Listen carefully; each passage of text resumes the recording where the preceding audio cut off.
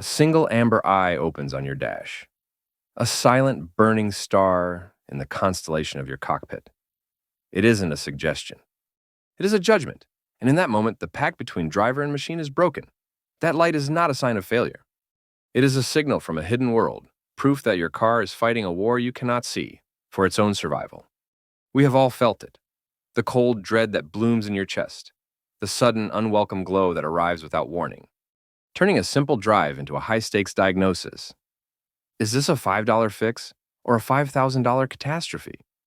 We see a light, a simple icon, but we are blind to the invisible conflict that triggered it. To understand that light, we must go deeper, past the steel, the glass, and the rubber. We must descend into the digital soul of the machine. This is Act 1, the silent network. The modern automobile is not a machine.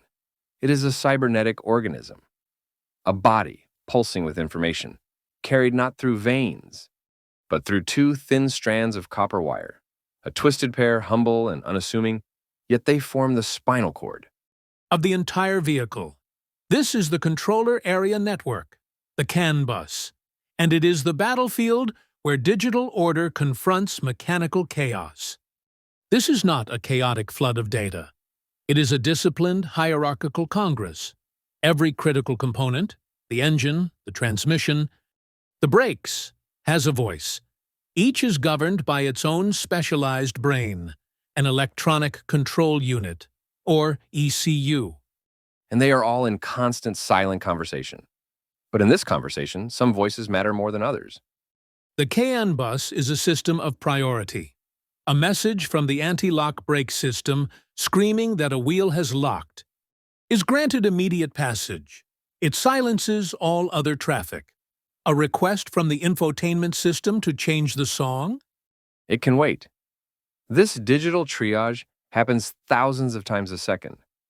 A relentless, invisible debate that ensures the commands, vital for your survival, are never, ever ignored. A silent dialogue that decides everything. But a network this disciplined needs a language to describe failure. It needs a way to confess when its own rules have been broken.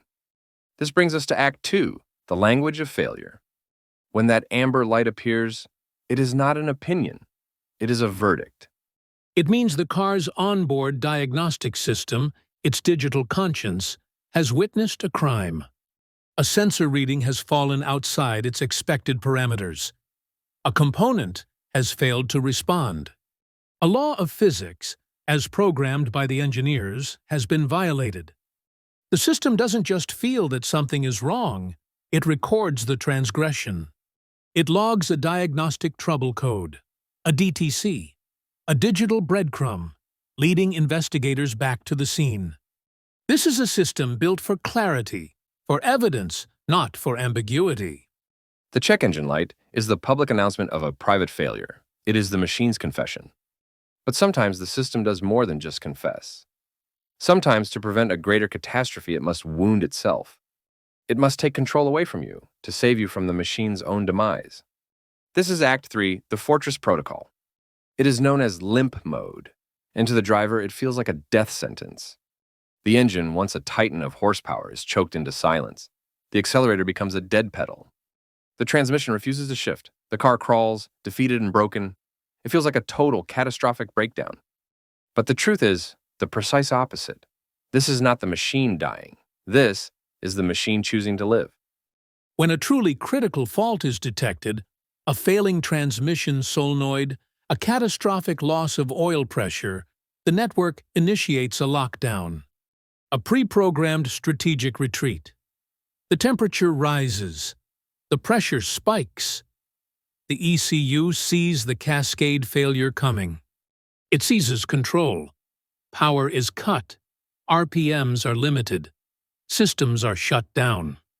It is a brilliant, desperate act of self-preservation, designed to protect the engine and transmission from tearing themselves to pieces. On the outside, a dying machine struggling on the shoulder of the highway. On the inside, a fortress of logic sacrificing its limbs to save its heart. It is the genius of the system. An engineering marvel designed to get you and your vehicle to safety, even if it has to crawl. But this fortress, this bastion of logic and order, has a fatal flaw, a ghost in its own code. Its greatest strength, its absolute unwavering trust in data, is also its most profound vulnerability. And this is the final act, the digital betrayal. The system is logical. It is not wise. It cannot tell the difference between a mechanical truth and a digital lie. Imagine a single $50 throttle position sensor. After 100,000 miles, its internal components have worn. It begins to fail. It starts sending corrupted data to the network. It screams that the throttle is wide open, even when your foot is off the pedal. The network receives this message. It checks it against the engine speed sensor, Which reports that the engine is at idle, a conflict, an impossibility, a paradox it cannot solve. The network doesn't question its source. It trusts the data. It believes the lie. And so it follows its programming to the letter. It sees a critical system malfunction. It triggers the Fortress protocol.